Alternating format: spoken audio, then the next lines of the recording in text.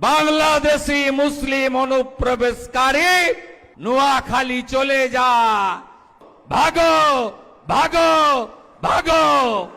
BJP April মাসে আসবে, 550 kilometre বেড়া দেব আর ডিপোর্ট করব।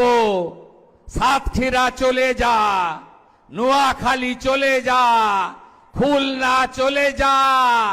যেদিক দিয়ে এসেছিস ওই রাস্তা দিয়ে পালিয়ে যা।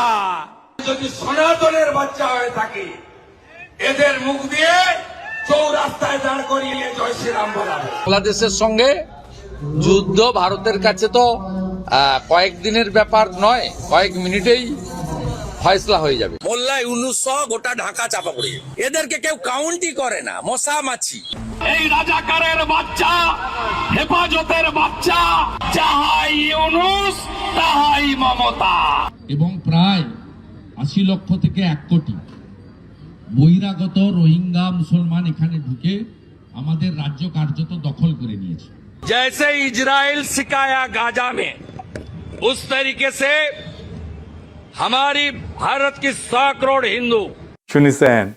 আচ্ছা রিটা সাহেব, ওই যে দেখান, ওই যে বাংলাদেশিদের দরদর বলে যে ধাওয়া করেছিল, ওটা দেখান।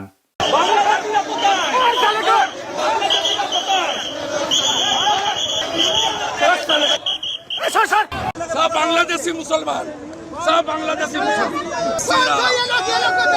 मुसलमान हिंदू।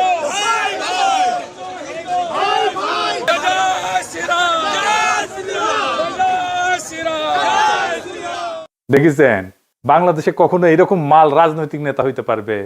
পারবে না, শিওর। লিখে রাখতে পারেন, পশ্চিমবঙ্গের দাদারা আপনারা লিখে রাখেন, এরকম মাল বাংলাদেশে কোনোদিন রাজনৈতিক নেতা হইতে পারবে না। এই মাল তো মমতার ডাইন হাত ছিল শুভেন্দু অধিকারী। মানে শুভেন্দু অধিকারী পরে বিজেপি হয়েছে, 2016 সালে একটা দুর্নীতির মামলা এসে ফাইসে গেছিল, নারদা মামলা কয়, আমি আর ডিটেলসে গেলাম না। ওই মামলার পরে 2016 সালে মোদি শুভেন্দুরে নিয়ে মস্করা করেছিল স্টেজে, বক্তৃতার মধ্যে। এটা যে দেখান, সেটা कैमरा के सामने कितना लाए हो? अच्छा लाओ लाओ, और ऐसे कुर्ते में रख देते हैं। टीवी पे देखा कि नहीं देखा आपने? और चेहरा कितना भोला भाला था, ऐसा लगता था ये तो रोज की आदत वाले लगते हैं। দেখেছেন কার কথা কইছে? শুভেন্দুর কথা। এবার ওই যে বলি যে ভোলা বালা, ওই ভোলা বালাটা কে? ক্যামেরার সামনে ঘুষ নেওয়ার ভিডিওটা দেখান।